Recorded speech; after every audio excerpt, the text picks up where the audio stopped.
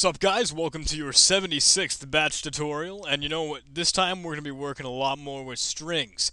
Just like we have been in the recent last couple of tutorials, we've been building some really cool stuff, and now we're going to move on to something that's pretty helpful, but again, really a bit hectic. It's similar to the count function that we were working with. Now we're going to be working with find, and now a find is going to be able to find the first occurrence of a substring inside of a regular string, and it'll start from a certain position. We can supply that as default argument, that sort of thing, and it technically will just give us the position of that the substring that it finds. So let's get Notepad++, and I'll show what I mean. I'm going to go ahead and create a new script. I'll call mine find.bat, and it'll start it with add echo off, and it is pretty hectic, so I'm going to go ahead and create a main function and make it so we go to that first. Alright. Now let's get the syntax out of the way, because we're going to want to call string find. In fact, I should have called it string find. I'll do just that. Get cmd over here and delete find. Alright. Now string find, we're going to want to pass in a variable for the string. We want to pass in what we're finding or what we're trying to find. Then we need a return variable, of course, and we can actually pass in a position. The position is going to come after the return type, since we want to make it optional. Really, it doesn't matter what we choose. It will be 0 by default, but if we do pass in a value for this, we're going to want to set it up so that we use that. And we can actually set this up inside the script and make it real easy for us. But anyway, let's go ahead and get things started. We're going to need to create those strings that we were just mentioning. Call mine content for the first one. Call mine find for the second one. And we can actually set the return to be -1 by default, because we want to set it up so that if it doesn't actually find the substring inside of our initial string, it will display -1 for the position, because it just doesn't exist. So by default, we can set our third argument to be -1. Okay, now I'm going to want to set up a start position, and start position is going to equal the position that we set up right over here, the POS, or position. That's the fourth argument that we pass to it. And then we can go ahead and test if our start position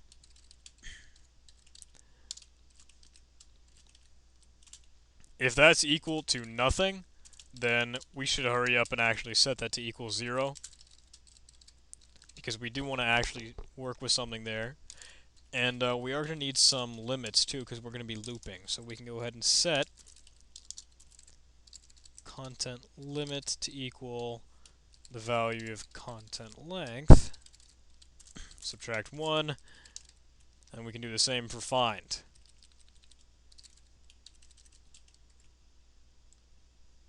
Alright.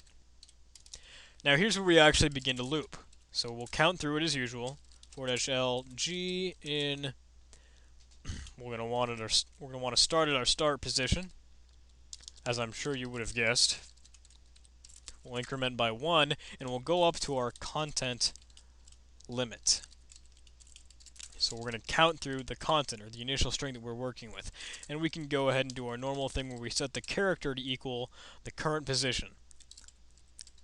Content, and then with our substring, current position, which is -sg, 1, so we get the current character that we're at. And then we can test if our character is actually equal to the first part of our find, what we're looking for anyway. What we can do is begin to loop through it one more time. So _l h in 0, 1. Now we're going to use 0 here because it doesn't matter the start position we pass to it. We're always going to still be looking for the single position, or at least the very beginning of what we're looking for. Then find limit. Okay. Now we can go ahead and we'll need an offset. This should be looking familiar from the actual count function, and that's going to be the current position h relative to the g here. So whatever we're looking through inside of our find piece, we still want to be able to look at it from that position inside of our regular content string. So we're just looking at both of the strings at the same time, sort of like side by side. And we can go ahead and actually call a subroutine. Because if you guys remember, normally we would be testing this sort of thing with our offset, but offset is being created inside of the loop. So if we were trying to access it, we'd need to use delayed variable expansion, but we still need to be able to access the actual content while we're doing so. So we can't actually have both of these in here. So we need to create our own subroutine. And I'm sure you guys can remember what we were using before. It was check character, and that's what we had set up. So if I go ahead and create that up top,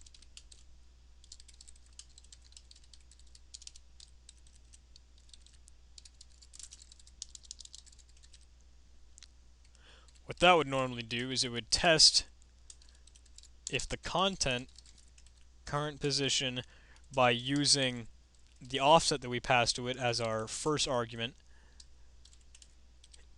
If what we find is actually equal to the find variable, and now remember we have to pass in that one's current position as well. So we'll do offset first, dash dash h, continue off by 1 there. If they're equal, what we can do, or at least that way means we know that it's working, we are getting all the correct characters that we need, and if the current position from the find function, the find string, is actually equal to the last character inside of find, or find limit is what we set that up with, then we can go ahead and actually set the position of what we found. Because that means that we did find the first occurrence of the thing we were looking for right here, or the needle in the other example anyway. But what that is it's going to be offset subtract the current position. As you can see that offset is equal to GH. Now when we subtract H from it, it's just plain old G, and that's the position that we need. So that's the position right up top here, and we can go ahead and set our actual return position to it, return value, and we're going to need to pass that into our function here. So we pass in %3, and we access it %tilde3 up over in this function, and that can equal the value of our position. Now we need to actually get this information outside of the subroutine and still like stop the script with that. So what we're going to actually do is set up a little variable that acts as a trigger, and it'll set found equal true. Now found is just the variable that we're going to be used to work with right after we run this check character bit. And true, that really doesn't mean anything. It's more of, for our perspective, it's more of the programmer design and that sort of idea, because we want to be able to know specifically that, okay, we did find something, but really the value of this variable doesn't really matter. It's just more for us, the reason we're naming it that way. But after we call the check character, we're going to want to go ahead and test if found has been defined. And defined is a nice little keyword for conditional statements that will actually test if found has been created or not. And now normally when you run this script, found will not have already been created. So we want to be able to work with that. And even if it's not, we can go ahead and set found to equal nothing, and that will potentially remove it. But if it exists right up here, then it'll be able to work with it.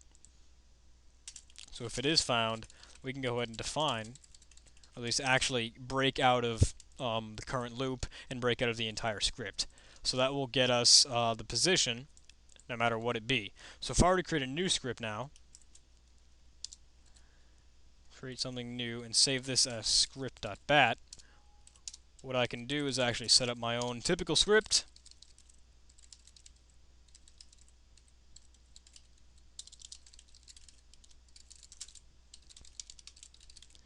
The main function, local variables,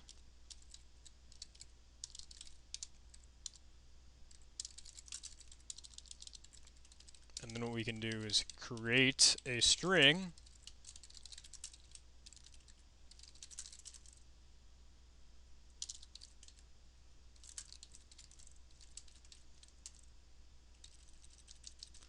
I'll just call this variable. And I wanted to make sure I filled it with a lot of i's, so we can work with those. Now if I were to call string find, if I pass in the string form of my variable, let's say I want to look for i's, and I want it to be position. If I echo out position, we should see an I right at 1, 2, position 2 right there. So if I run CMD and I go ahead and run script, it does let us know we've got one at 2. Now we can pass in an optional, actually, argument as to where we start, remember. So if we want to start at 3, it'll find one again at 5. 1, 2, 3, 4, 5, right here. Let's do 6. Find one at 8, right there. If we do 7, you get, oh, I'm sorry, 9. That would make sense. 12. We can do 13 and actually go through it. And if we actually did something that's larger than the script length itself, it's just going to be -1 because it's not even going to start from that position. And we can, of course, actually change this to something that obviously is not in it. And then you still get -1. And we can even change it to, like, let's say, sys, with the space after the first S. We find 1 at 3 because 1, 2, 3, and we get that. But that's all we're going to find. If we started that again, we're still not going to find anything after that. So this is exactly how it's done. It's kind of hectic the way we set it all up, but it is just trying to loop through each bit and getting each piece of information out of there. Really, when we're working with the check character, this little found equals true bit, all that does is break us out of this loop, because we can't break out of the actual subroutine or the function here, so we actually get out of the subroutine but set a new variable set up so that when we break out of it we can go from the loop to the end of the program. So that's very easy and pretty simple to understand, sort of. Really, it might be different for you, but once you wrap your mind around the fact that we're just breaking out of the loop because we found something that we need to worry about, then we're okay. So there you go, guys. I hope you enjoyed this one. It could be pretty hectic, that's for sure. But anyway, it is nice to be able to have access to it. If we were to copy string find, I'll go ahead and put it in our tools, and we can also head over there and put it in our system path. So we'll have it for other programs and anything else that we work with. Alright, guys. Thank you very much for watching. I hope you enjoyed this, and I will see you again in the next tutorial. Bye.